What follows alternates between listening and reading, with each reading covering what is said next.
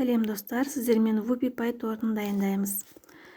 Бізге керекті шоколадымызды алып, майымызды салып, водяной парда ертіп аламыз. Ол суығанша жұмыртқамызға құмшекерімізді салып, жақсылап көпіртіп, шоколадымызды салып, бетіне ұнымызды, какао разрыхителімізді салып, араластырып аламыз. Осындай бізде қоймалжың шығады. Оны пергамент қағазға 24 сантиметр сызып алып, бір тегіс қып жаямыз.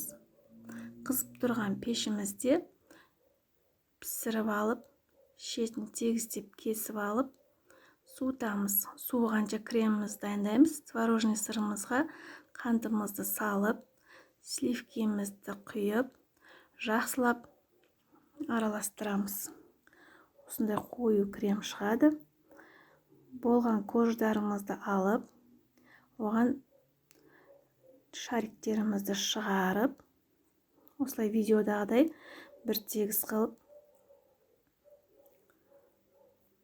құйып шығамыз.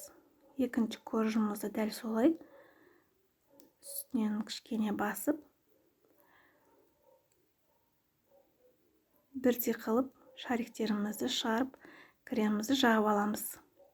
Болған екен үстіне ганашымызды құйып, 1 сағат тоңазытқышқа салып аламыз. Өзіміз қалағандай оформление жасап, 2-3 сағатқа холодильникке салып қоямыз. Егер де менің сіздерге жасаған тортым ұнаса, лайк басып, комментарий жазып қойсаңыздар болады. Сау, саламатта болыңыздар.